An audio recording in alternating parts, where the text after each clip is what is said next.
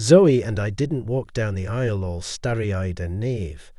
At the age of 30, I had already embarked on the journey of launching my own business, but it was only after tying the knot that I truly started to see some progress. I became more settled, mature, and perhaps a bit more composed.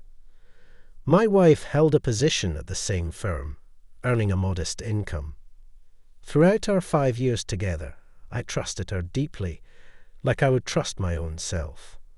Then, seemingly out of nowhere, everything came crashing down, and I didn't catch wind of it until several months later. We had some savings set aside. It wasn't for anything specific. I just believed it was prudent to have a financial cushion. One day, I noticed that the balance in our reserve account had dwindled. "Zoe, did you take out some cash?" I inquired. "Just for dinner," she answered, feigning an intense engagement with something on her phone. However, I couldn't let it slip by, as the sum was far too hefty for just a night out or a trip to the salon. "Why do you need so much money?" I asked, my curiosity piqued. "Well, you see, it's for my mom. She had a little mishap and needed some urgent help.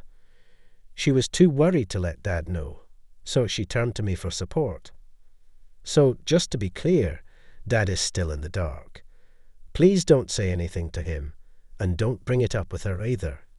She's quite anxious about the whole thing," she explained. I shrugged and vowed to keep mum.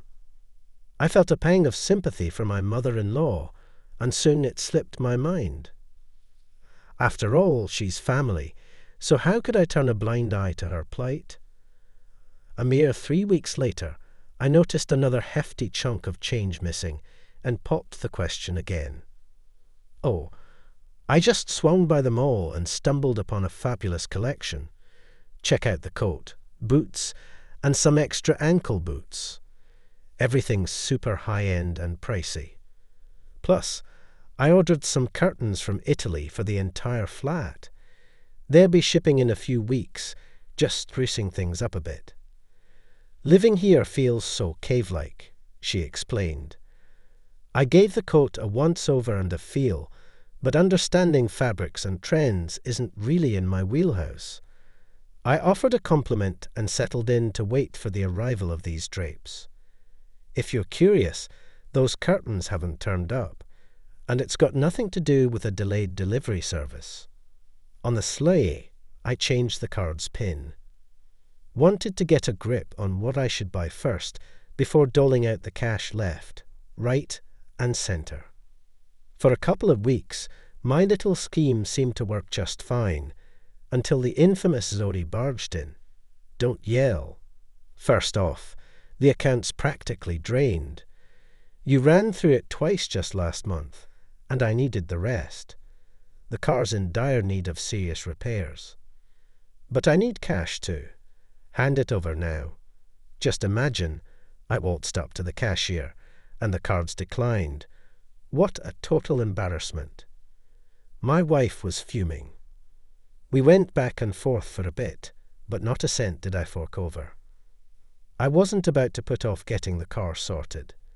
Business had hit a seasonal slump and customers were scarce. We needed to hold off on any wild splurges for a couple of months. Zoe was incredibly upset with me. It felt like she was on the verge of throwing a punch out of pure fury. For 2 whole days, we didn't exchange a single word. I began to consider capitulating, berating myself for my lack of tact, but after just one chat with an unfamiliar face, a lot clicked into place for me. Soon after, Zoe's friend reached out, asking to meet. So we were sitting in a cafe drinking tea, and she looked visibly worried when she began. "I hope you'll forgive me for being maybe out of my depth, but I have 2 children at home, and they depend on me financially. Plus, the mortgage on my apartment is a heavy burden. I told you that I can only lend you money until the next payment is received. My wife assured me that I would return everything. But now that my payment is delayed, I am in a difficult position and need to get my money back. Your wife just shrugs her shoulders. I slowly started to piece together the whole situation. Zoe had borrowed some cash and hadn't returned a dime. I was actually prepared to settle her debt right then and there, but then a new piece of the puzzle dropped in my lap. The young woman pulled out a folder filled with papers from her handbag and announced, "Here's the receipt. It's all legit." I nearly let out a curse when I caught sight of the amount listed. It was shocking. It was just too much. I was even more thrown off by the date on the document, which was a full 6 months before our chat. You know, it never even crossed my mind that she might have had financial issues, especially not that long ago. Could it be the slot machines? I mused, trying to wrap my head around why she'd need such hefty sums. "Forgive me," murmured the friend. "It pains me to say this, but these are not just some automatons. This is actually Ethan." I nearly leaped out of my chair in shock. Indeed, he's a young man, only 24.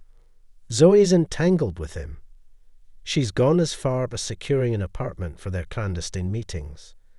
He lavishes her with gifts, indulges her whims, and yet she continually craves more. Those words shattered me. Putting the pieces together, everything suddenly made unfortunate sense. Eager for confirmation, I phoned my mother-in-law, posing my questions delicately regarding the incident. She dismissed my concerns, suggesting I was mistaken. In response to that friend, given the loaned information, I recommended she confront Zoe directly. Now, I feel utterly lost. On the one hand, I felt a sharp sympathy for this girl, but on the other hand, she could have opened up to me from the very beginning, instead of giving free rein to her imagination until I had metaphorical horns of epic proportions. So I called Zoe to have a heart-to-heart talk, and she told me everything. To be honest, I saw no reason to keep pretending. I packed my things and vowed to start the divorce process. "What were you thinking?" I asked her when she was leaving. "Well, it just happened that way," she replied. "Does the heart ever really listen? Then why do we need brains? Why throw money away?" The torment was almost unbearable. However, I tried to introduce a little levity into the situation. Usually a mistress is after money, while a lover should help increase the finances of the family. "He's looking for a job, but luck wasn't on his side," she replied with a hint of sadness. "Why would he bother if there's only one sucker for it?" That's what crossed my mind. After Zoe took off, I found myself alone. Where's she headed? Oh, to that Ethan guy, no doubt. But who's gonna foot the bill for their place? He's likely to burn through all the cash. And what then? He'll send her packing to the woods while he goes on the prowl for a wealthy granny. We've seen these antique chasers before. He'd do anything for a fatter wallet. But hey, that's their circus, not mine. I'm no fool, and I know headaches will come regardless. There are still apartments and cars. Plus, that debt hanging over my head. Looks like I'll be tied up in court for ages. Luckily, I know a lawyer who can help. Not that her future looks particularly dazzling, to be fair. But hey, forewarned is forearmed, so at least that's a relief. I threw myself into my work. Right now, I need my mind occupied to keep from thinking about the one who swapped me for a young hustler.